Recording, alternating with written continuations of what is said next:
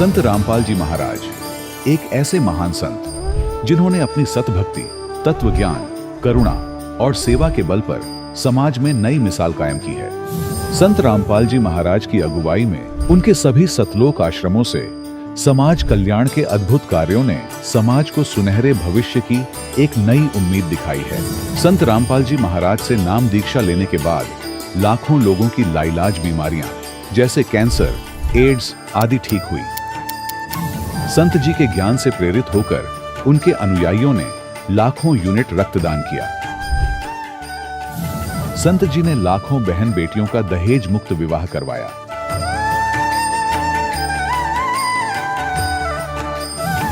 संत जी ने लाखों लोगों का नशा छुड़वाया, करोड़ों उजड़े परिवार बसे। संत जी के आश्रमों में समागम के दौरान निःशुल्क नेत्र चिकित्सा, दंत चिकित्सा प्रदान की जाती है।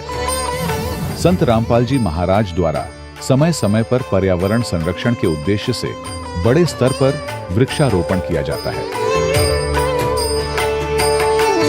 संत जी ने जरूरतमंदों को तत्काल राहत पहुंचाने के लिए एम्बुलेंस सेवा शुरू की।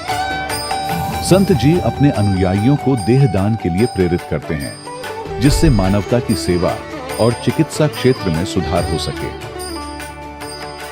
संत रामपाल जी महाराज के सभी आश्रमों में हर रोज निःशुल्क भंडारा आयोजित किया जाता है, जहां हर वर्ग, हर जाति और हर धर्म के लोग एक साथ बैठकर भोजन करते हैं।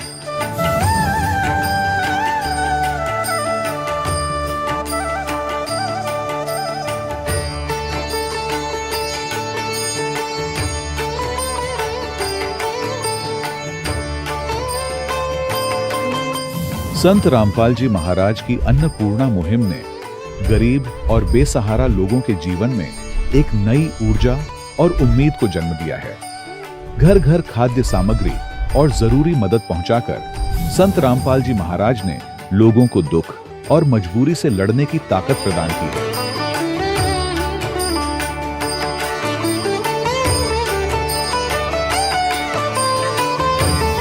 संत रामपाल जी महाराज द्वारा गरीब लोगों के लिए घर बनवाने का अद्भुत कार्य एक ऐसी मिसाल कायम कर रहा है जो सदियों सदियों संत जी की उदारता और दया भावना के तौर पर जाना जाएगा।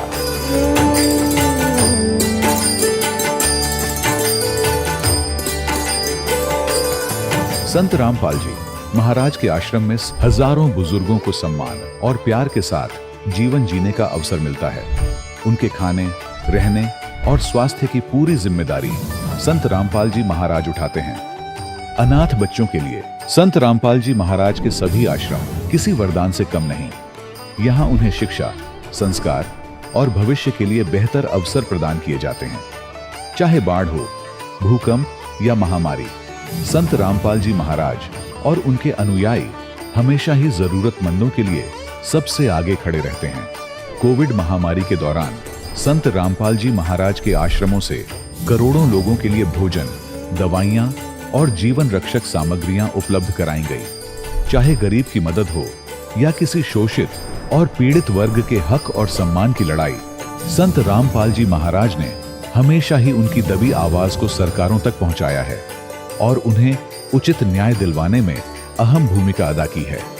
समाज में आध्यात्मिक और सामाजिक मूल्यों के प्रति जागरूकता लाने में संत रामपाल जी महाराज हर कदम पर मानवता के सच्चे सेवक साबित हुए हैं। संत रामपाल जी महाराज का जीवन हमें सिखाता है कि सच्ची सेवा वही है जो निस्वार्थ भाव से की जाए। आइए हम भी इस महान सेवा के कार्य में इस महान संत से जुड़ें और संत रामपाल जी महाराज से नाम दीक्षा लेकर अपने जीवन को धन्य बनाएं।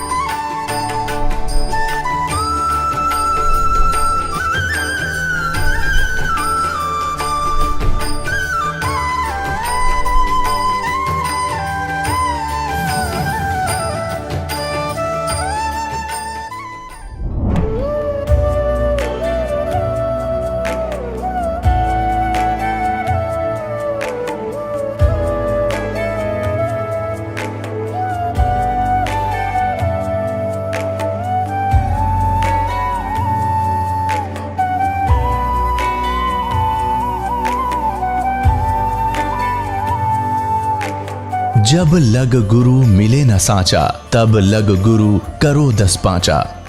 क्या गुरु बदल सकते हैं? क्या गुरु बदलने से पाप लगता है? अध्यात्म के इस मैदान में आखिर सही गुरु कौन है? गीता जी में वर्णित तत्वदर्शी संत कौन है? इन सभी प्रश्नों के उत्तर जानने के लिए अवश्य सुनिए जगत गुरु तत्वदर्शी संत रामपाल जी महाराज के मंगल प्रवचन। सत साहिब दर्शकों, हमारे जीवन में कभी कभी ऐसे क्षण आते हैं जब हम हर संभव प्रयास करते हैं, लेकिन समस्याओं से निकलने का सही रास्ता नहीं मिलता। आज हम आपको एक ऐसे व्यक्ति के जीवन के बारे में बताने जा रहे हैं जिन्होंने जीवन के हर पहलू में संघर्ष का सामना किया और अंततः उन्हें सच्ची राह मिली। ये हैं अमरोहा, उत्तर प्रदेश के दुष्यंत सिंह जी। इनका परिवार करीब 21 वर्षों से परमहंस पंथ से जुड़ा हुआ था, परंतु इतने वर्षों की भक्ति और साधना के बाद भी इनके जीवन में कष्ट और समस्याएं लगातार बनी रहीं। दुष्यंत जी को एक ऐसे संत की तलाश थी जो इन्हें कठिनाइयों से बाहर निकाल सके और सच्चा मार्ग दिखा सके। इस खोज में इन्होंने संत रामपाल जी महाराज से दीक्षा ली और तभी से इनके जीवन में चमत्कारी बदलाव आने शुरू हो गए और आज दुष्यंत जी और इनके परिवार का जीवन संत रामपाल जी महाराज की कृपा से पूरी तरह बदल गया और वे एक खुशहाल जीवन जी रहे हैं। दर्शकों, अब आइए सुनते हैं दुष्यंत जी के जीवन परिवर्तन की कहानी उन्हीं की जुबानी। सर नमस्कार। नमस्कार सर। क्या नाम है आपका? My name is Dushyant Singh. I am from to district Amroha UP near Gajraula smart city. Sant Rampal जी महाराज से नाम दीक्षा लेने से पहले आप क्या भक्ति साधनाएं करते थे?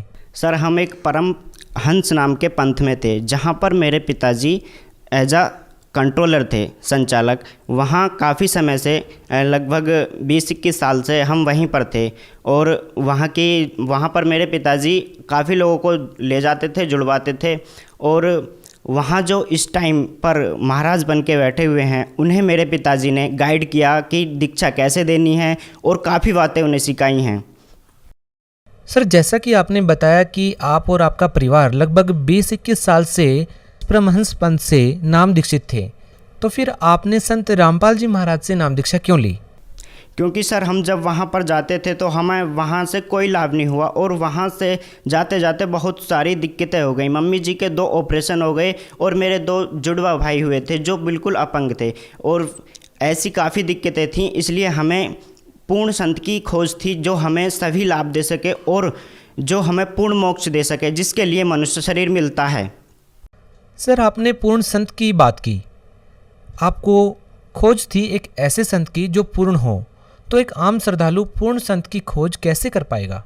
पूर्ण संत की पहचान है कि जो गीता अध्याय 15 के श्लोक 1 में बताया गया है कि जो संसार रूपी वृक्ष के सभी भागों को विभिन्न विभिन्न रूप से समझा दे वही पूर्ण तत्वदर्शी संत होता है, जो पूर्ण परमात्मा की जानकारी देता है।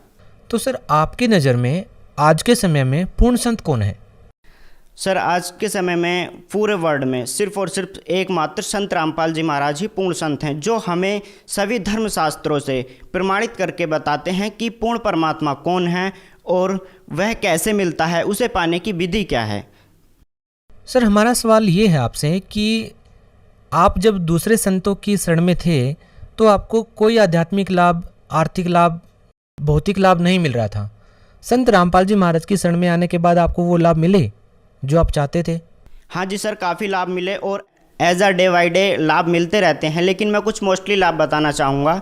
मेरा एक्सीडेंट हुआ था एक, उसमें क्या था, मैं और मेरे अंकल जी हम एक मिल में गन्ने का ट्रॉली लेके जा रहे थे और ट्रैक्टर की काफ़ी स्पीड थी जिसकी वजह से ट्रैक्टर का बैलेंस बिगड़ गया था और जब चाचा जी ने बैलेंस संभालने के लिए ब्रेक लिए ट्रैक्टर के तो ट्रॉली पलट गई थी और ट्रॉली उस साइड पलटी थी जिस साइड सीट पर मैं बैठा था, इसलिए मैं गन्ने और ट्रैक्टर के बीच में पूरी तरह से बिछ गया था, जिससे मुझे सांस लेने में भी तंगी हो रही थी और निकलना तो मुझे लग रहा था कि आज मेरी लाइफ का लास्ट डे है, बच नहीं पाऊँगा। लेकिन मुझे संत रामपाल जी महाराज जी की याद आई और मैंने उनका नाम मन में सुमरण किया और तुरंत मैं बाहर आया। मुझे पता नहीं चला था कि मैं कैसे बाहर आया और कुछ देर बाद मैं सड़क के किनारे लेट गया और मुझे थोड़ा सा हल्का हल्का सांस आने लगा। और उस टाइम मैंने एक घर से ही पेन किलर रखी थी, जिसका मुझे कोई एहसास नहीं था या मुझे कोई प्रॉब्लम नहीं थी। मैंने ऑटोमेटिक एक पेन किलर ली और उससे पेन किलर को खाया और मुझे काफ़ी रिलीफ हुआ। और उसके बाद हम जब वो जो पलटा हुआ था उसे गन्ने को भरने के लिए अदर गांव से एक गाड़ी लेकर आए थे, और उसे जब पहुंचाने गए तो मैं कम से कम इस हालत में 3-4 किलोमीटर भाग के गया था। मालिक की दया से मतलब मुझे ऐसा नहीं लगा कि मेरे साथ कुछ हुआ है। और एक और लाभ बताना चाहूँगा कि मेरी मम्मी को लाइपोमा हो गया था साइड में, तो उनके लिए ऑपरेशन बोला गया था, तो उन्हें हमने मुरादाबाद में हॉस्पिटल में एडमिट कर दिया गया। और जब उनका ऑपरेशन स्टार्ट हुआ तो ऑपरेशन खुल चुका था, लेकिन वो सक्सेसफुल नहीं हो रहा था। डॉक्टरों ने हार मान ली थी कि ये ऑपरेशन हमसे नहीं होगा। पापा जी को सूचना दी कि आपकी वाइफ का ऑपरेशन हमारे बस की करना नहीं है, आप जहाँ चाहें ले जा सकते हो। लेकिन हालत गंभीर थी, ऑपरेशन बड़ा था, अगर कहीं ले जाते तो शायद कुछ भी हो सकता था।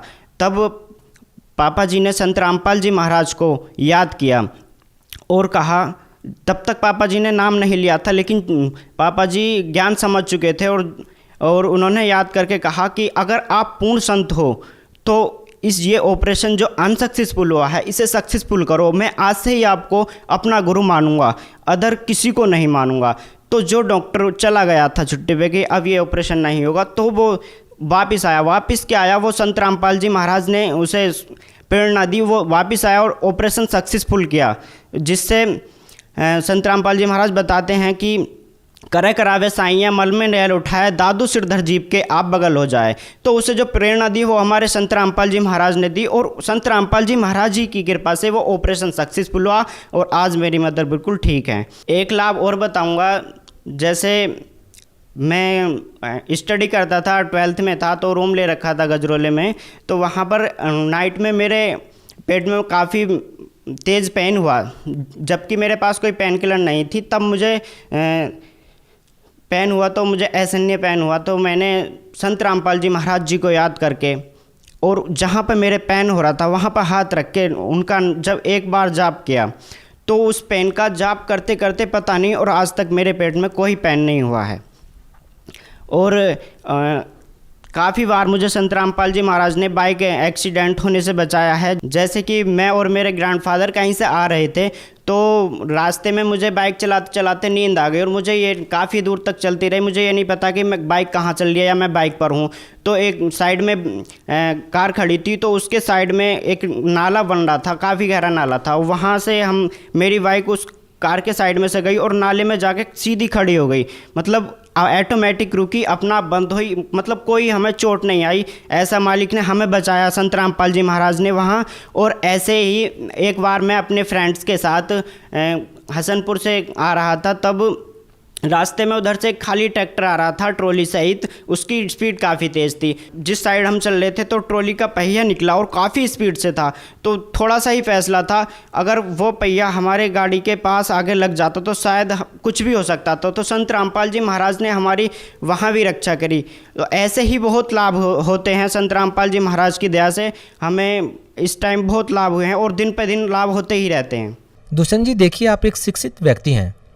आज के ज़माने में एक आम श्रद्धालु कैसे विश्वास करेगा कि किसी संत से नाम दीक्षा लें और नाम दीक्षा लेने से ही उनको आर्थिक और भौतिक लाभ मिलने लग जाएं? सर, ऐसे लोगों को आप क्या कहना चाहेंगे? सर, आज का जो पढ़ा लिखा समाज है, मैं उनसे यह कहना चाहूँगा कि आज तक जो आपने भौतिक ज्ञान शिक्षा को समझा है, आप ये जो आध्यात्मिक शिक्षा है ये भौतिक शिक्षा से बहुत अलग है। एक बार आप संत रामपाल जी महाराज जी के द्वारा बताई गई भक्ति करके, उनसे जो नाम उपदेश लेकर उनकी भक्ति करके देखिए, आपको ऐसे लाभ होंगे कि आपने सपने में भी नहीं सोचा होगा। क्योंकि अब जो आज का जो समाज है वो मनमुखी साधनाएं कर रहा है, शास्त्रों के अनुसार साधना नहीं कर रहा, जिसके कारण मनमुखी साधना करने से कोई भी लाभ नहीं हो सकता। इसलिए सभी लोगों में ये है कि साधना करने से कोई लाभ नहीं हो सकता, तो ऐसा कुछ नहीं है। मैं आपको गारंटी देता हूँ, एक बार संत रामपाल जी महाराज का ज्ञान समझकर उनसे नाम उपदेश लेकर भक्ति करके देखिए, आपको 100% लाभ होंगे। सर, भगत समाज को आप क्या संदेश देना चाहेंगे? सर, मैं आज की युवा पीढ़ी को संदेश देना चाहता हूँ कि जो हम किसी जॉब के लिए या नौकरी के लिए हार्ड स्टडी या स्ट्रगल करते हैं और फिर भी हम अपने गोल को अचीव नहीं कर पाते क्योंकि हमारे प्रारब्ध में नहीं होता है, तो एक बार संत रामपाल जी महाराज जी से नाम उपदेश लेकर सद्भक्ति करिए, जिससे आपके अगर प्रारब्ध में नहीं है तब भी संत रामपाल जी महाराज अपने कोटे से आपको जॉब और सभी सुख दे सकते हैं। अगर कोई व्यक्ति संत रामपाल जी महाराज से नाम दीक्षा लेना चाहता है तो वो उनसे नाम दीक्षा कैसे ले सकता है? संत रामपाल जी महाराज जी से नाम दीक्षा लेना आज बहुत ही आसान हो गया है। आप किसी भी सोशल मीडिया प्लेटफॉर्म पर जैसे फेसबुक, इंस्टाग्राम, यूट्यूब, गूगल वगैरह पर संत रामपाल जी महाराज सर्च करके संत रामपाल जी महाराज जी के सत्संग सुनिए और सत्संग के नीचे कुछ नंबर्स आते हैं जिन पर आप कांटेक्ट करके अपने डिस्ट्रिक्ट का नज़दीकी सेंटर से नाम दीक्षा ले सकते हैं। और संत रामपाल जी महाराज जी के नाम से एक ऐप है जिसे प्ले स्टोर से डाउनलोड करके आप सारी इन्फॉर्मेशन, सत्संग वगैरह वहाँ से भी सुन सकते हैं। जी बहुत बहुत धन्यवाद। Thank you sir. दर्शकों, अभी आपने सुने संत रामपाल जी महाराज से दीक्षा प्राप्त करके सुखी हुए भक्त के अनुभव। अब देखिए जगत गुरु तत्वदर्शी संत रामपाल जी महाराज के मंगल प्रवचन। तो परमात्मा कहते चल तुम्हारी बात बड़ी मानते हैं, वह तो बात तुम्हारे कहाँ समझ में आवेगी कि समुद्र को पाट के यानी उसको पुल बना के छाप के और लंका गया था कौन? तुम्हारी सीता का पति राम। अगस्त ऋषि ने तुम आप बताओ सातों पीढ़ी एक घूट में थे, इनमें कौन सा भगवान? जबकि श्री रामचंद्र जी तो 3 दिन तक समुद्र में खड़े होकर याचना कर रहा था, मैंने रास्ता दे दे, फिर भी ना रास्ता मिला। और अगस्त ऋषि ने एक घूट में सारे पी लिए थे, फिर वापस भर दिए।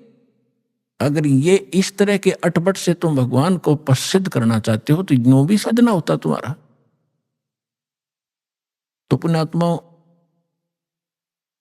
सौभाग्य आपका, आपको ये तत्व ज्ञान प्राप्त हो रहा है। इसको तत्व ज्ञान कहते हैं। तो निष्कर्ष निकालना जाओ सारी कथाओं का।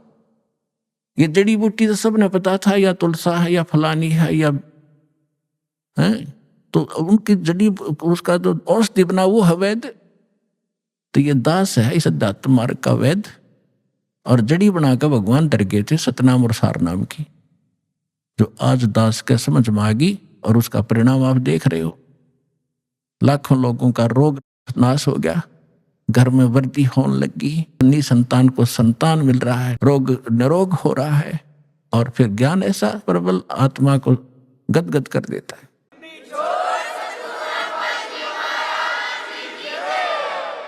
अपने आत्मा धर्मदास जी को परमात्मा ने तो थोड़े उदाहरण दिए थे दास ने, क्योंकि वो तो भगवान थे, अपने बारे में कहे तो ना समझ में आओ। इसीलिए एक गुरु की, एक दास की आवश्यकता होती है जो आत्मा और परमात्मा का मिलन करवावे।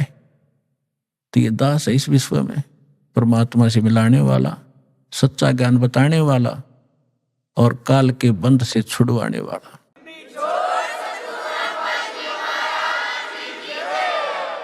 अब दूसरा प्रश्न था धर्मदास जी का कि भगवान श्री कृष्ण ने सुदामा जी के 2 मुट्ठी चावल खा के और उनको धनी बना दिया, उसका एक महल बना दिया। परमात्मा बोले एक राजा का मित्र, उसके लिए ये कोई खास बात है? तुम आप बताते हो श्री राम कृष्ण जी तो राजा थे द्वारका के, एक मित्र के लिए एक ढूंढ बना दिया छोटा सा, एक दे दिए उसमें 200 से 400 रुपये, वो सारी उम्र बतेरे उसको, तो इसी से भगवान मान लिया। अब ये दास बताएगा। अपन आत्माओं वैसे थोड़ी सी जो शिक्षाएं हैं, क्योंकि जो हम पहले ज्ञान सुना करते थे वो ज्ञान समझ लो प्राइमरी स्तर का था। ब्रह्मा विष्णु महेश को ये भगवान मानते थे, तो ये ज्ञान प्राथमिक पहली 5वीं कक्षा तक का समझो। और जो काल को ब्रह्म को भगवान मानते थे वो मैट्रिक तक का ज्ञान समझो, उनकी बुद्धि मैट्रिक तक समझो। लेकिन विधि ठीक ना होने से और वैसे उनको मान लेने से, वो ज्ञान होने से भी कोई लाभ नहीं था। अब जैसे हम कथा सुना करते सुदामा और कृष्ण जी की, अब इन कथाओं से भी थोड़ा सा निष्कर्ष हम साथ लेकर चलेंगे, तभी हम, क्योंकि बच्चा जो 5वीं 6वीं 7वीं 10वीं पढ़ ले तभी तो अगली पढ़ाई पढ़ सकता है। वो सीधा 11वीं में कैसे हो सकता है? तो वो पढ़ाई पहले आपको पढ़ाकर आगे चलेंगे। श्री कृष्ण जी बालकपन में और सुदामा जी एक ही पाठशाला में पढ़ा करते थे। और सुदामा ब्राह्मण थे,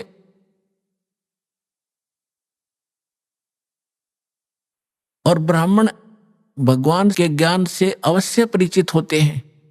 उनको ये मालूम होता है कि जो जैसा कर्म किया हुआ है वैसा ही फल मिलता है। सुदामा और कृष्ण अपनी शिक्षा पूरी करके अलग अलग वो द्वारका के राजा बन गए। वो अपना एक ब्राह्मण, गरीब निर्धन ब्राह्मण था, 3-4 बालक थे, निर्वाह बिल्कुल नहीं चल रहा था, कई बार तो भूखे रह जाते थे, बच्चे भी रोया करते थे रोटियों को। अब सुदामा गणा निर्धन था।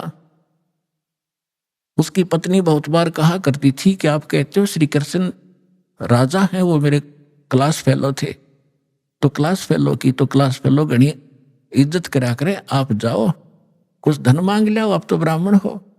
सुदामा ने कहा ब्राह्मण का काम मांगने का नहीं होता, भिखारी का होता है। मर जाऊंगा पर मांगूंगा नहीं। लेकिन उस मिश्राणी के घड़ा कहने से, बार बार कहने से वो विवश हो गया कि चल या कहती हो तो मैं चला जाता हूं पर मांगू कति नहीं। वो कहा करता था सुदामा कि मेरे भाग में नहीं है, मैंने पिछले जन्म में धर्म नहीं करा, क्या कोई पुण्य नहीं करा, जिस कारण से मैं निर्धन हूं। अगर मैंने दान किया होता मैं निर्धन नहीं होता, और आज मुझे ज्ञान है तो मेरे पास धन नहीं, मैं तो दान कर दूं। अब जब वो चलने लगा, जैसे आज आप जी भी जाते हो कि रिलेटिव के पास, मित्र के पास कुछ फल ले जाते हो, तो पहले कोई कसार ले जाया करता था, कोई चावल भून के ले जाता था। तो ऐसे वो कुछ चावल बांध दिए अकेले, और तो हमारे पास कुछ है नहीं, अपने मित्र के पास यही ले जा। और फटे पुराने कपड़े जैसा भी है वो वहां चले गए। अब श्री कृष्ण जी ने उसकी हालत देखी, पूछा कि आओ मित्र, बहुत दिनों में मिले और क्या हाल है परिवार का? तो श्री सुदामा जी ने कहा जी ठाठ है, भगवान की दया से कोई कमी नहीं किसी वस्तु की। लेकिन वो तो समझ गए थे, जिसी बालक थोड़े थे श्री कृष्ण जी, 3 लोग के मालिक हैं, वो समझ गए कि तो दुखी गणा हो रहा है। 7 दिन रखा वहीं पर कि बैठो, नहाओ धो, रोटी खाओ, अपने हाथों उनके शरण दोहे मित्र गए। अब 7 दिन के अंदर विश्वकर्मा को बुलाकर वहां महल बना दिया, पीछे थे, धन दे दिया, एक मेरे मित्र के पास भेज दो और उसको आजीवन धन दे दो। अब उधर से सुदामा जब चलने लगा, 7वें दिन के मित्र में जाता हूं, बच्चों की याद सता रही है। अच्छा जाइए। उसके कपड़े सफेद बढ़िया बनवा दिए, धोल वो पहना दिए उसको। लेकिन चलते समय भी ये नहीं कहा कि मैं कुछ लेने आया था। लेकिन मन में दोष जरूर आ गया थोड़ा सा कि काहे का मित्र है, इसको नहीं पता मेरी क्या हालत थी, और मेरे से पूछा क्या हाल है, इसको खुद सोचना चाहिए था। ये इतना दोष आया था। रास्ते में क्या हुआ कि बदमाश लोगों ने देखा कि वो सेठ आवा है, अच्छे काचे कपड़े पहन रहा, नए नए, उसको जाते ही पकड़ लिया। वह कपड़े भी उतार लिए सारे, जेब में कुछ था ही नहीं, वो उठा ले गए। अब फिर उसके मन में आई कि भाई गलती करी मैंने, मित्र का की आलोचना करी, जिसकी सजा मुझे ये मिल गई। क्योंकि हम भगत आत्मा इसी हिसाब ला लिया करन तुरंत। तो अब लंबी कहानी ना कहूं, दास उसने आकर देखा कि महल बना है, बड़ा खुश हुआ, लेकिन मांगा नहीं। इसको ब्राह्मण कहते हैं। अरे ये ब्राह्मण इतने जर्दे तेरे नहीं हो जाएगा, तेरे पर करड़ाई आने वाली है, ये कर दे, फलान कर दे, श्राद्ध निकलवा ले, मेरी दक्षिणा इतनी दे दे। ये ब्राह्मण नहीं है। अब देखो, एक तुम भगवान मानते थे श्री कृष्ण जी को उर्फ विष्णु जी को, विष्णु ही श्री कृष्ण मानते हैं, और उन्होंने कितनी सहायता दे दी सुदामा जी को। एक मकान बना दिया छोटा सा पक्का, और एक जीवन का निर्वाह भी दे दिया। ना तो मोक्ष श्री कृष्ण का, ना मोक्ष सुदामा का। अब उस समर्थ परमात्मा ने क्या दिया, एक तैमूर लंग नाम का एक लोहार था मुसलमान धर्म में, और वो बहुत निर्धन थे, भेड़ बकरियों का पाली जाया करता था, साहूकार लोगों का। उससे उस समय ये नोट नाट नहीं हुआ करते थे, बस दाने दे देते थे, कणक दे देते थे आपस में। 2 माँ बेटा थे, पिता की मृत्यु हो चुकी थी। इतना निर्धन थे कि बस हैंड टू माउथ ही थी। उसकी माता बड़ी भाग्यवान थी, बहुत धार्मिक व्यक्ति की थी। कोई भी रास्ते चलता व्यक्ति आ जाता था, उसके घर पे खाना खाए बिना जान नहीं देती थी। कई बार तो ऐसी स्थिति देखी है उन्होंने कि अतिथि आ गया, तैमूर लंग के संस्कार बढ़िया बने हुए थे, और माँ ने रोटी बनाई, घर में एक अतिथि की रोटी थी, उसी अतिथि को खिला के स्वयं दोनों माँ बेटा भूखे सो जाया करते थे। ऐसे संस्कार उसके अंदर पड़े हुए थे। और ये पिछले जन्मों से परमात्मा के हंस थे तैमूर लंग भी, लेकिन हम बीच में गलती कर जाते इसलिए भटकते रहते। एक दिन तैमूर लंग बकरियां चरा रहा था साहूकारों की, स्वयं पाली बनकर, और जो खाना लेकर गया था घर से वो खा चुका था। अब परमात्मा उसी समय जिंदा महात्मा का रूप बनाकर उस पाली के पास पहुंच के तैमूर लंग के पास वृक्ष के नीचे बैठा था। बकरियां चर रही थी, कुछ वृक्षों के नीचे बैठी थी। तो तैमूर लंग ने कहा कि महात्मा, संस्कार थे माँ के कि कोई भी अतिथि मिल जाए बेटा भोजन की अवश्य प्रार्थना करना। क्या महाराज खाना खाओगे? कहाँ बेटा, भूख लगी है। उसने कहा महाराज थोड़ी देर लेट आए, थोड़े से मैं भोजन खा चुका हूं और अभी मैं घर से लाऊंगा, सामने घर है, थोड़ी दूरी पे है हमारा घर गांव में, और अभी लाता। मेरी माँ बहुत अच्छी है, जाते बना देगी। और ऐसे करना भगवान, मेरी बकरियों का ध्यान रखना, हम गरीब बहुत है, एक बकरी भी इधर उधर होगी तो मैं पूरी नहीं कर पाऊंगा धनी की, मुझे बहुत दुख होगा। परमात्मा बोले बेटा चिंता ना करें, मैं खूब रखवाल करूंगा। वो घर गया, माँ से प्रार्थना की कि ऐसे ऐसे राह चलता संत है, भूखा है। माँ ने जब घर में इतना आटा था, केवल 2 रोटी बनाई, 2 ही रोटी बनी, दोनों रोटी बना के लेकर आएगी। माँ ने कहा कि बेटा मैं भी चलती हूं, मैं बर्तन ले आऊंगी, तू वहां अपना रखवाली करना, पाली रहना। दोनों आगे दर्शन भी करके आऊंगी साधु के। अब साधु को सामने बैठा देखकर माता ने कहा ले महाराज रोटी खा लो। परमात्मा खाना खान लगा तो इतने में माई ने 3-4 बार प्रार्थना कर दी, महाराज हम गढ़े गरीब हैं, हमारे पास तो कई बार भोजन भी नहीं होता, दया करो, कुछ आशीर्वाद दो, हमारा गुजारा ठीक चले। परमात्मा ने खाना खाया, इतना 4 बार प्रार्थना कर दी, 4-5 बार। परमात्मा खड़े हुए, एक बकरी बांधन की बेल पड़ी थी, पतली सी लोहे की बेल होती है जैसे पशु बांधा करें, उसको ऐसे 4 बार मोड़ लिया, वह इतनी रहेगी। रोटी खा के पानी पी कर लोटा खड़े हुए साधु, और उस लड़के के सिर पर हाथ धर के कड़म मारी, 7 मारी, 7 सांगल वो बेल मारी कड़ पे, 1 2 3 4 7 तक गिनी। माई ने सोचा बाबा जी मेंटल है और मैंने घना छेड़छाड़ दिया, जो दुखी हो गया, बेटे को कूटने लग गया। तो माई ने पूछा महाराज मेरे बेटे ने कोई गलती कर दी? अक नहीं माता, तेरे बेटे को 7 पीढ़ी का राज दे दिया मैंने, 7 पीढ़ी का राज बख्श दिया है, और उसके बाद तेरा राज टुकड़ों में बट जाएगा। माई ने सोची बाबा सचमुच मेंटल है। फिर मारी थी बच्चे का 5-4 मुक्के, 1-2 लात मारी कि ये लात मुक्के इसलिए मारे हैं, फिर तुम्हारे टुकड़ा में राज बट जाएगा। तैमूर लंग से लेकर औरंगजेब तक दिल्ली की राजधानी पर, राजगद्दी पर तैमूर लंग के वंशजों ने 7 पीढ़ी ने राज किया। औरंगजेब के बाद ये टुकड़ों में बट गया था, इतिहास गवाह है।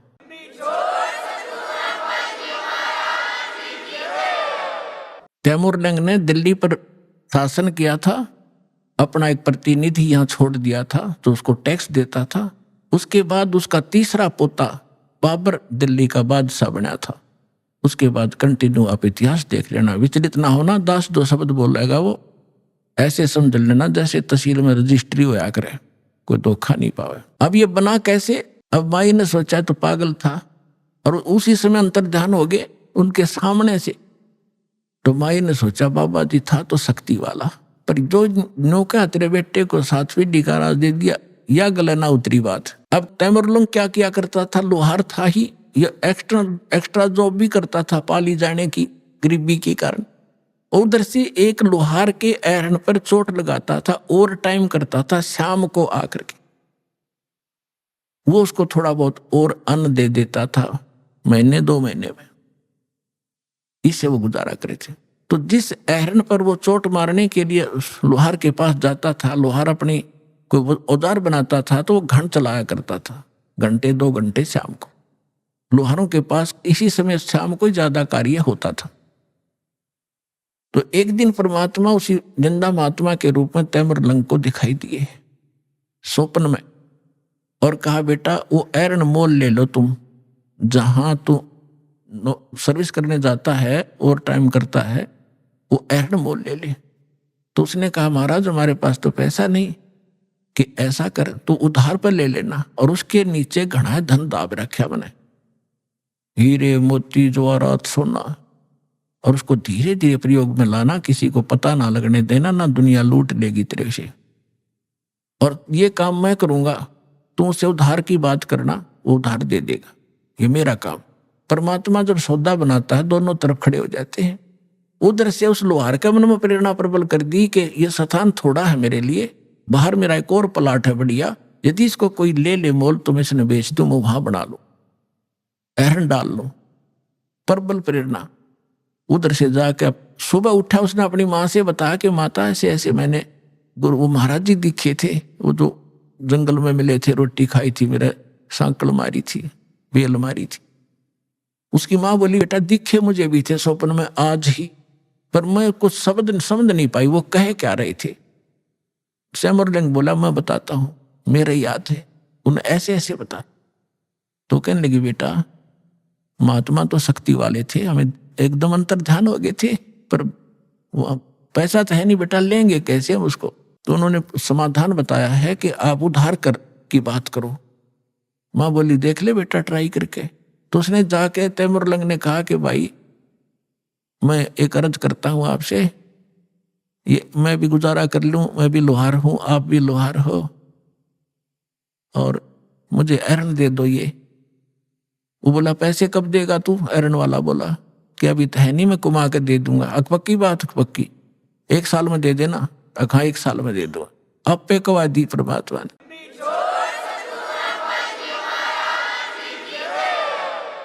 तो तैमूरलंग के ठिकाना नहीं रहा खुशी का, एरन भी छोड़ दे, एरन भी छोड़ दूंगा, पुराना हो रहा है। वहां जाके अपना नया गार्ड लिया एक लोहे का लठ उसने, और वो वहीं छोड़ गई। माँ बेटा ने चारों तरफ 4 द्वारी बनाई, कच्ची ईंटें बना बना कर कुछ, उस पर एक झोंपड़ी सी डाल ली और एरन बाहर रख लिया। नीचे से खोदा तो न्यो का नो धन पाया उसने। अपने आत्माओं उस समय जब ये पाली जाया करता था तैमूरलंग, उस समय उसने एक घटना देखी थी जो उसके हृदय को छू गई थी, वो मिट नहीं रही थी हृदय से। उसी नगरी का राजा घना निकम्मा था और गांव की सुंदर लड़की उसके एजेंट बता दिया करते थे, और वो अपने मंत्री और सैनिकों को द्वारा उन लड़कियों को उठा ले जाता था, उनके साथ विलास किया करता था। एक दिन ऐसी एक लड़की गांव की तैमूरलंग के ही आसपास घर की चारा लेकर आ रही थी खेतों से, सुंदर लड़की थी। राजा के कर्मचारी उसको अपहरण करने लगे।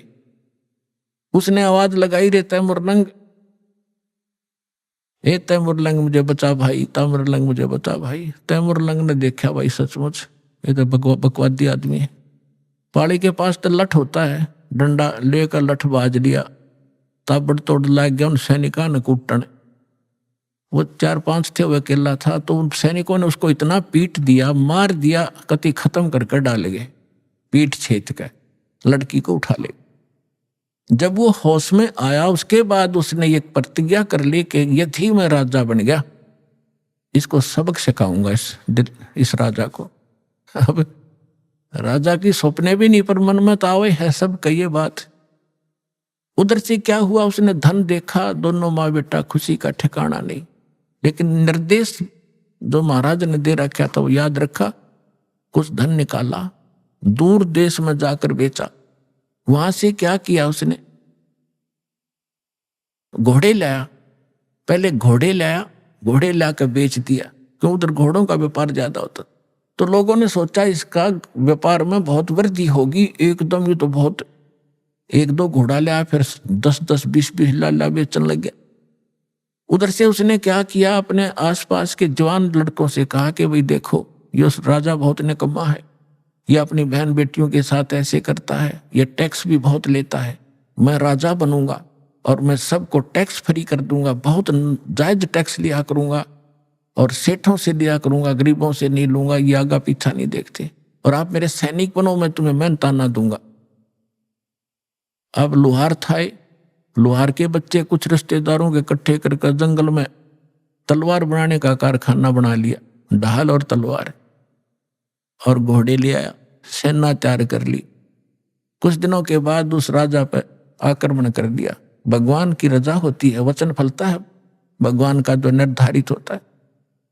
सुबह सुबह जाकर चारों तरफ से किला घेर लिया उस राजा का और कहा कि या तो सरेंडर कर दे ना युद्ध के लिए तैयार हो जा। अब राजा ने कहा कि सैनिकों, वजीर देखो क्या है, क्या हो गया। वजीर ने ऊपर चढ़ के किले पर देखा कि बाहर इतनी सेना खड़ी है राजन, अपना सरेंडर करने में हित है। 500-400 सैनिक थे, दिखे 5000। परमात्मा की रजा, समर्पण कर दिया राजा ने, सरेंडर कर दिया और राज प्राप्त किया। और उसको कहा कि आज मैं अगर परमात्मा से न डरने वाला होता, ये मुझे याद आया उसने कि मेरे को किसी संत ने आशीर्वाद दे रखा है, तुझे मारूंगा नहीं, तू नगरी छोड़ जा और या यहाँ एक सिंपल मैन की तरह रह, अपना गुजारा कर, रोटी बना रखा, नहीं तुझे भाग जाए यहाँ से। जैसा भी उसने उस पर कब्जा किया, फिर दूसरे राजा को कहा कि राजा अन्यायी थे, नालायक गणे हो गए थे, तो एक दूसरे को ऐसे काबू करता करता वो तैमुरलंग यहाँ पहुंच गया, दिल्ली का बादशाह भी बन गया। दिल्ली को भी अपने अंतर्गत करके वहां एक नुमाइंदा रख दिया उसने, ये इतिहास गवाह है। तो तैमुरलंग ने जब ये शासन सारा पा लिया तब परमात्मा फिर मिले। ऐसे शिकार में वो गया हुआ था, कहने लगा रहा निकम्मी आत्मा। वो बैठा था तो वहां उसने बहुत सुंदर कपड़े पहन रखे थे तैमुरलंग ने, बहुत, यानी 2.5 रुपए की कीमत थी उसके पूरी ड्रेस की, उस समय के 2.5 और आज के 25,000, ये समझ लो। तो परमात्मा वहां खड़े थे, उनका वहां खाना खुना सैनिकों का हो रहा था, शिकार के लिए राजा गया हुआ था, वहां बैठा था। तो आके परमात्मा भी किसी अन्य रूप में वहां खड़े हो गए। तो कहने लगे राजा आपकी क्या कीमत है। एक सामने एक व्यक्ति खड़ा होकर कह रहा है कि आपकी क्या कीमत है, कि आप ही बता दो मेरी क्या कीमत है, कि तेरी कीमत है 2.5 रुपये। राजा बोला गलत बोल रहा है, 2.5 रुपये का तो मेरा ही ड्रेस है, बोला इससे इसकी कीमत है, तो ते कानने का भी को नहीं। निकम्मी आत्मा, तेरे को इसलिए ये राज्य दिया था कि कर्म फोड़ अपने। परमात्मा ने वो रूप बना लिया जो वो दिन भूल गया, तू एक बकरी चराता फिरता था, गिड़गिड़ा रहे थे, आज भूल गया भगवान को, शरणा में पड़ गया। उसी समय अपने बेटे पोतों को देकर राज और लेकर दीक्षा और फिर से भक्ति शुरू करी। तो पुण्यात्माओं, सुदामा को एक ढूंढ बना दिया, एक छोटा सा मकान वो दे दिया, 1 साल एक जीवन का गुजारा, तो क्या अमर हो गया वो। 7 पीढ़ी का राज दे दिया कबीर साहब ने, एक रोटी खा के, और फिर मोक्ष दिया उस प्राणी को। ये न्यारी ताकत है कबीर भगवान की। बोलो सतगुरुदेव।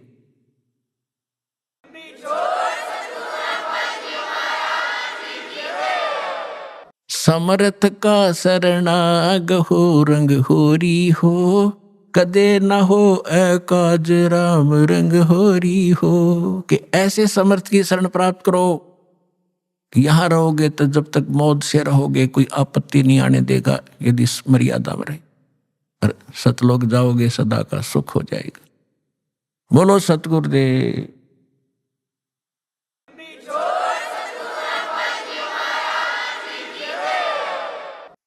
परम पिता परमात्मा पूर्ण ब्रह्म सारी सृष्टि के रचनहार कबीर देव कबीर साहिब कबीर परमेश्वर जी की असीम रजा से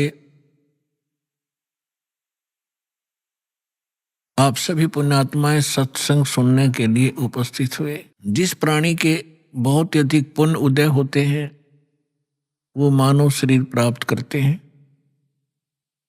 और जिन मानव शरीर प्राप्त प्राणियों को सत्संग प्राप्त होता है वो बहुत ही शुभ संस्कारी हंस होते हैं।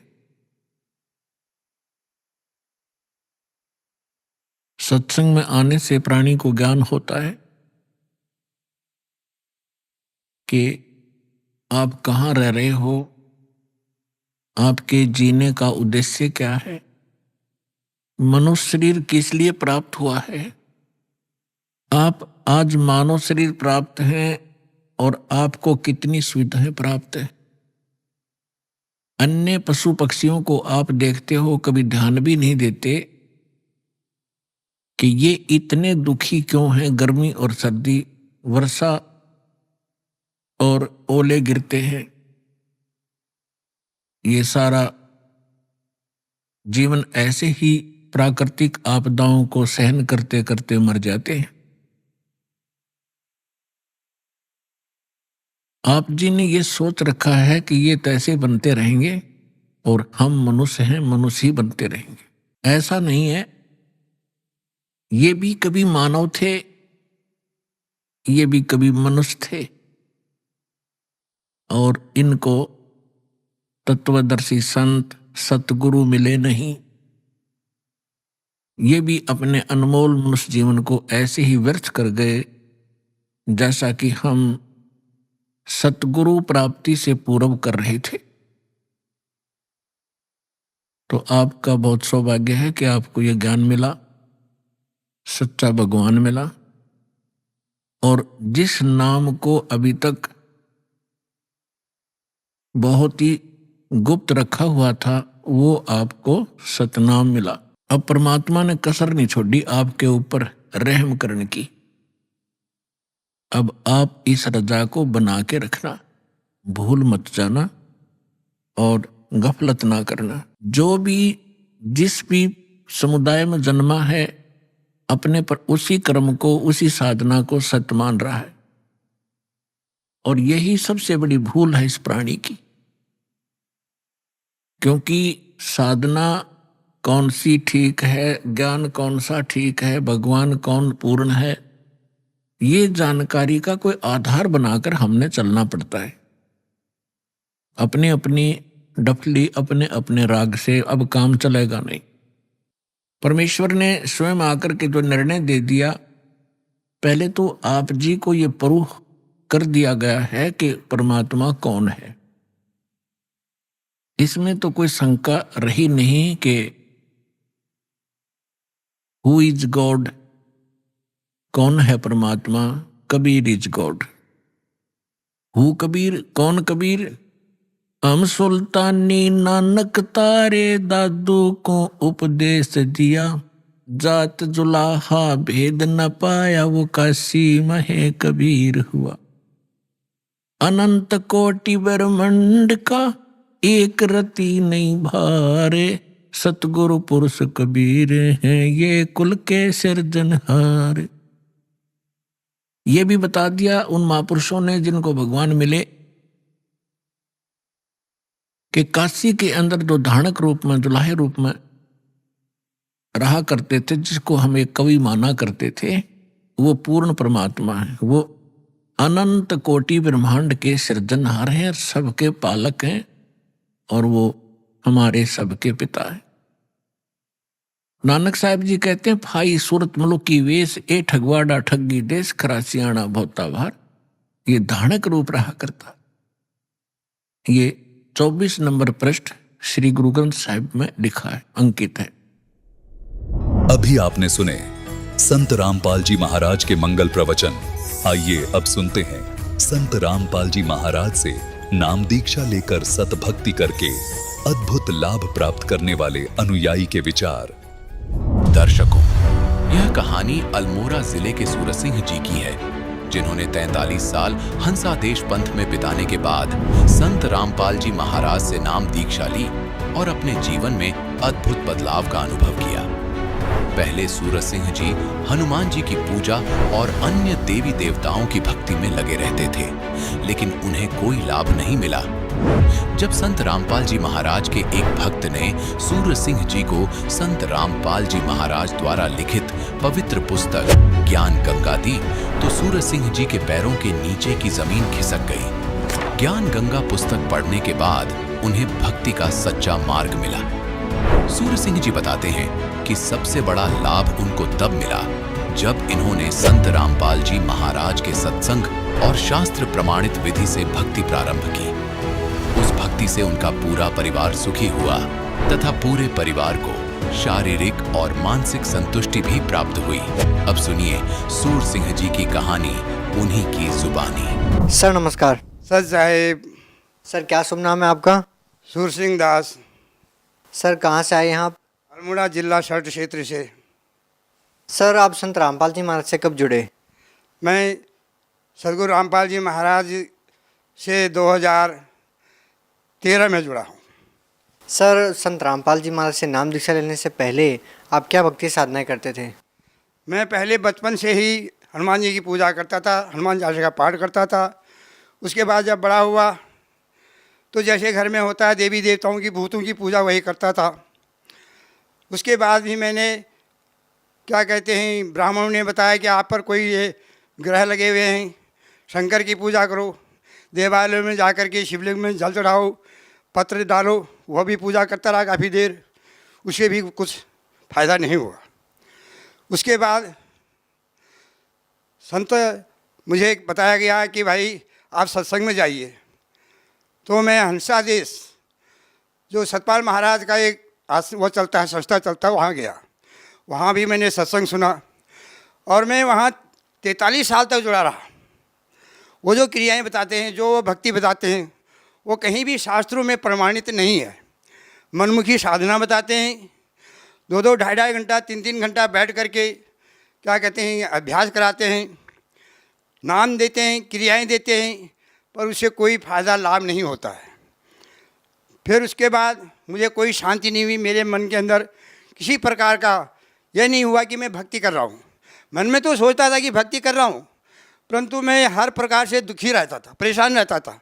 आर्थिक तरह से, शारीरिक तौर पर से, पारिवारिक तौर से मैं परेशान रहता था।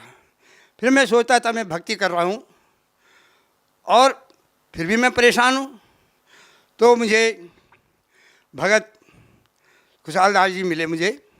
उन्होंने कहा भगत जी आप ज्ञान गंगा पुस्तक लीजिएगा, उसके अंदर देखिएगा, उसको पढ़िएगा, समझिएगा। अगर आपकी समझ में आए तो फिर आगे आप हमें बताना। सर आप संत रामपाल जी महाराज की शरण में कैसे आए? मैं सदगुरु रामपाल जी महाराज के चरणों में ज्ञान गंगा पुस्तक पढ़ने के बाद आया हूँ। और मैंने वो ज्ञान गंगा जब पुस्तक पढ़ी, पहले तो मुझे कुछ अटपटा सा लगा, परंतु जब ध्यान से उसको बार बार देखा, उसके अंदर भगत जी ने बताया था कि इस चैनल में प्रोग्राम आता है, वो भी देखता रहा। धीरे धीरे जब मेरी समझ में आया कि वास्तव में ये जो परमात्मा के बारे में वाणियाँ बोली जा रही हैं, कबीर परमेश्वर की वाणियों को बोलते हैं और वो दिल को बहुत छू जाती हैं, तो मुझे एक आकर्षण हुआ। मैं उसको रोज़ देखता रहा, रोज़ सुनता रहा सत्संग को, प्रोग्राम को। फिर मैंने प्रार्थना की भगत जी से, खुशहाल दास जी से कि मुझे आप गुरु जी की शरण में ले चलिए। फिर उन्होंने मुझे कहा कि आप चलिए एक दिन। फिर मैं श्री सदगुरु रामपाल जी महाराज के जो सतलोक आश्रम, वहाँ जा कर के पहले तो मेरी वैसी ही कल्पना थी, शायद जहाँ जैसे हर जगह आश्रमों में जाते हैं वैसे ही होगा। परंतु वहाँ जाते ही मैंने जब गेट पर देखा, वहाँ के भक्तों का भाव देखा, प्रेम देखा, तो मेरे मन में ये तसल्ली होगी वास्तव में मैं सही जगह पर पहुँच गया हूँ। जब अंदर जा कर के मैंने ये सोचा था कि शायद मैं देखूँगा कि कैसा है, क्योंकि मैं इतने साल वहाँ सतपाल महाराज के वहाँ गया तो वहाँ अलग अलग ढंग से वो होता था। कहीं पर लाइन अलग है, किसी की लाइन अलग है। मैं ये सोचता था यहाँ भी ऐसे ही होगा, परंतु वहाँ जा कर के जब देखा तो वहाँ जा कर के तो मेरा मन परमात्मा के चरणों में बहुत ही वो हो गया। मैंने कहा वास्तव में मैं सही जगह पर पहुँच गया हूँ। मेरा इतना जीवन बेकार गया आज तक, इतना जीवन मैंने सारा बेकार कर दिया भगवान के नाम पर। फिर मैंने भगत जी वहाँ जा कर के भगत से कहा कि मैंने नाम दान लेना है। सर आपने हंसा देश में कितने साल तक भक्ति की? मैंने वहाँ मैं करीब 43 या 44 साल वहाँ रहा उस संस्था के अंदर, और उनका हर प्रकार से जैसा वहाँ प्रोग्राम होता था वहाँ जाता रहता था, सेवा भी करता था, परंतु मुझे कोई लाभ नहीं हुआ वहाँ का। मेरे मन में कोई संतुष्टि नहीं हुई, क्योंकि वो जो भक्ति बताते थे, जब बाद में हमने सत्संग सुना, जब देखा कि कोई प्रमाणित है ही नहीं, वो नाम जो देते हैं, जो वो क्रियाएँ बताते हैं, वो किसी शास्त्र में प्रमाणित है ही नहीं। तो इसलिए वो मेरा वहाँ से जो है मन हट गया। फिर मैंने वहाँ जाना ही बंद कर दिया। जब से मैंने ज्ञान गंगा पुस्तक पढ़ी और चैनल पर सदगुरु श्री रामपाल जी महाराज का प्रोग्राम देखा, तब से तो मैंने वो बिल्कुल ही साधना छोड़ दी। फिर मेरा बस एक ही था कि कब मैं परमात्मा से नाम लूँ, मुझे सत्य नाम जो है जिसके बारे में शास्त्रों में बताया गया है, और सत्यनाम का बोध कैसे हो। तो यही लगन थी मेरे अंदर। तो मैं वहाँ जब गया, मुझे नामदान मिला। वास्तव में तब मुझे पता चला, क्योंकि पहले ये शंकाएँ थी। लोग कहते थे कि जो लोग वहाँ जाते हैं वो देवी देवताओं की भक्ति नहीं करते, परंतु वहाँ जाने के बाद ही मुझे वास्तव में पता लगा कि वहाँ तो देवी देवताओं की वास्तविक भक्ति बताई जाती है। तो इसी तरह से मैं वहाँ भक्ति परमात्मा के चरणों में लगा। सर संत रामपाल जी महाराज से नाम दीक्षा लेने के बाद आपको क्या लाभ मिले? सबसे पहला लाभ तो मुझे ये मिला कि जो मनुष्य जीवन हमें मिला हुआ है, ये परमात्मा की भक्ति के लिए मिला हुआ है, लौक 84 के बंधन को काटने के लिए मिला हुआ है। तो सबसे प्रथम सबसे बड़ा लाभ मुझे वहाँ भक्ति मिली और मेरे मन को शांति मिली। ये संसार की जो भटकना है, कोई कहीं भाग रहा है, कोई कहीं भाग रहा है, कोई क्या कहते तीर्थों में भ्रमण कर रहा है, अनेक प्रकार के भ्रमित हो रहे हैं लोग। मुझे उन भ्रमणाओं से बचा दिया। सबसे पहला लाभ तो मुझे ये हुआ। और दूसरा लाभ, मुझे सद्भक्ति मिली और मुझे शारीरिक सुख मिला, मेरे मन में संतुष्टि हुई। सबसे बड़ा जो धन है संतोष का, वो मिले मुझे। और परमात्मा की तरफ से सब लाभ हैं। मेरा परिवार सुखी है, मैं सुखी हूँ, मेरे बच्चे सुखी हैं, और कोई मुझे ज़्यादा कोई इच्छा नहीं, क्योंकि परमात्मा ने दे रखा है। सर पहले आप हंसा देश पंथ से जुड़े हुए थे, अब आपने संत रामपाल जी महाराज से नाम दीक्षा ले ली है। सर ऐसा कहा जाता है कि गुरु नहीं बदलना चाहिए, गुरु बदलना पाप होता है। सर क्या कहना चाहेंगे? कहा गया है कि गुरु करिए 10 और 5, जब तक गुरु ना मिले साचा। दत्तात्रेय ने बताते 24 गुरु किए थे, जबकि एक गुरु करने के बाद उनको अगर संतुष्टि नहीं हुई, जैसे एक वैद्य के द्वारा हमारा इलाज नहीं होता है, तो हम अन्य डॉक्टर वैद्यों के खोज करते हैं, जहाँ से हमारी बीमारी ठीक होती है। इसी प्रकार से जो हमारे अंदर एक जीव के अंदर जन्म मरण का रोग लगा हुआ है, जो उस बीमारी को काटे, सदगुरु वैद्य वचन विश्वासा है नहीं, संयम यौन विषय का आशा। ये तो जो हमारे अंदर जो जन्म और मरण का जो जीव के अंदर रोग लगा हुआ, उसको सदगुरु ही काटते हैं। और श्री संत रामपाल जी महाराज वो दवाई देते हैं, वो नाम देते हैं, वो विधि बताते हैं, जिसके द्वारा यह जीव जन्म मरण के बंधन से मुक्त हो सकता है। सर जहाँ से पहले आप जुड़े हुए थे हंसा देश पंथ से, और अब आपने संत रामपाल जी महाराज से नाम दीक्षा ली है, तो सर हंसा देश पंथ और संत रामपाल जी महाराज के ज्ञान में आपको क्या भिन्नता मिली? पूरी भिन्नता ही है, क्योंकि हंसा देश के अंदर कोई शास्त्र का प्रमाण नहीं है, और श्री तत्वदर्शी संत सदगुरु रामपाल जी महाराज जो भी ज्ञान देते हैं, वो सारे शास्त्र प्रमाणित ज्ञान देते हैं। इसीलिए यह ज्ञान सबसे उत्तम ज्ञान है। और हंसा देश के अंदर तो केवल एक परंपरा चली हुई है, वहाँ सच्चा ज्ञान नहीं है, कोई शास्त्रों का कोई आधार नहीं है। सर संत रामपाल जी महाराज से जुड़ने से पहले क्या आप किसी प्रकार का कोई नशा करते थे? हाँ, मैं पहले बीड़ी पीता था, सिगरेट पीता था, तंबाकू पीता था, कभी कभी किसी के संगत में बैठ करके शराब का भी सेवन करता था और मांस का भी भक्षण करता था। मैं इंसान नहीं था, मैं उस समय दानव था, मानव नहीं था, मैं दानव था। और जब मैं सदगुरु रामपाल जी महाराज की शरण में आया, तब से मेरे ये सारे नशे छूट गए, अपने आप ही छूट गए, घृणा हो गई मुझे। मैं अब इनकी संगत में जो आदमी रहता है, जो इनका सेवन करता है, मैं उससे कोसों दूर हो जाता हूँ। फिर सर ये आप में इतना बदलाव कैसे आया? पहले आप बहुत सारा नशा करते थे, आपने एकदम नशा छोड़ दिया और अब आपको इन चीज़ों से इतनी नफरत हो गई है कि जो व्यक्ति नशा करते हैं उनसे भी आप दूर बैठते हैं, उनके बीच में भी नहीं बैठते। सर ये बदलाव कैसे आया? मैं तो इसको परमात्मा का चमत्कार मानता हूँ और जो वो नामदान देते हैं उसका प्रभाव मानता हूँ। क्योंकि वैसे तो बहुत कुछ बार सोचा कि ये नहीं करना है, वैसा नहीं करना है, परंतु मैं छोड़ नहीं पाया। परंतु जब से नामदान लिया, तब से उस नाम की शक्ति है या गुरु महाराज जी का चमत्कार है, और स्वयं उससे घृणा हो गई। सर अमूमन देखा जाता है कि जो नशे के आदी जो लोग होते हैं वो नशा नहीं छोड़ पाते हैं। सरकार भी इसके लिए बहुत सारी योजनाएं चलाती हैं, नशा मुक्ति केंद्र खोले जाते हैं, लेकिन उसके बावजूद भी लोगों का नशा नहीं छूटता है। सर आखिर संत रामपाल जी महाराज ऐसा क्या ज्ञान देते हैं, ऐसी क्या बातें बताते हैं कि जो श्रद्धालु उनसे जुड़ते हैं वो नशा छोड़ देते हैं? कहा गया है, तरु कोठर में बसे विहंग, तरु काटे मरे न जैसे, साधन करिए विचारहीन तब मन शुद्ध होए ना कैसे। जब साधन ही हम विचारहीन करेंगे, मन हमारा शुद्ध कैसे होगा? क्योंकि ये जो प्रवृत्ति है मन की है, और परमात्मा जो है जो मंत्र देते हैं, जो नाम दान वो तभी देंगे, उसके अंदर कुछ मर्यादाएं हैं। उन मर्यादाओं का जब पालन करेंगे तभी हम उसका लाभ ले पाएंगे। अगर हम मर्यादाओं को भंग कर देंगे तो उसका जो लाभ है वो हमें नहीं मिलेगा।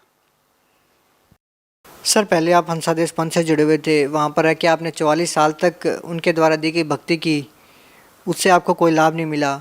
सर जो लोग आज भी हंसादेश पंथ से जुड़े हुए हैं उन लोगों को सर आप क्या संदेश देना चाहेंगे, उनको क्या कहना चाहेंगे? मैं उनसे प्रार्थना निवेदन करना चाहता हूँ कि यह बार बार मनुष्य शरीर नहीं मिलता है, और एक बार आप यहाँ आकर के देखिए, गुरु महाराज जी का सत्संग देखिए, ज्ञान गंगा पुस्तक मंगा के आप पढ़िए। आज पढ़ा लिखा समाज है, आज कोई अनपढ़ नहीं है, और उस पर विचार कीजिए और अपना अमूल्य जीवन जो है इसको व्यर्थ मत जाने दीजिए। सती भक्ति जो शास्त्रों के अनुसार है उसको प्राप्त कीजिए और अपना कल्याण करवाइए, अपने परिवार का कल्याण करवाइए। वैसे नहीं आ सकते हो, एक बार दर्शन करके देखिए, वहाँ के माहौल को देखिए कि वहाँ किस प्रकार का माहौल है, कैसे भक्त लोग हैं, क्या वहाँ भक्ति दी जाती है। एक बार मैं उनसे प्रार्थना करता हूँ सभी भाई बहनों से कि आप एक बार अवश्य श्री सद्गुरुदेव श्री रामपाल जी महाराज का सत्संग सुनिए और उनसे नामदान लेकर के अपना कल्याण करवाइए। सर आप भगत समाज को क्या संदेश देना चाहते हैं? भगत समाज को तो यही संदेश क्या देना है, मेरी तो प्रार्थना है। मैं संदेश के लायक भी नहीं हूँ, मैं प्रार्थना करता हूँ कि आप ज़रूर इस मानव जीवन का कल्याण करिए, नामदान लीजिएगा और श्री सद्गुरु रामपाल जी महाराज के चरणों में आकर के अपने जीवन को कृतार्थ कीजिएगा और इस मनुष्य जीवन को सार्थक बना करके लौह 84 के बंधन से मुक्ति होने का प्रयास कीजिए। जी बहुत बहुत धन्यवाद आपका। सत साहिब।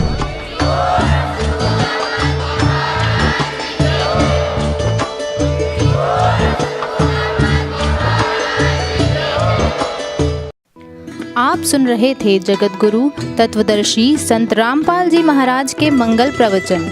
अधिक जानकारी के लिए संपर्क करें।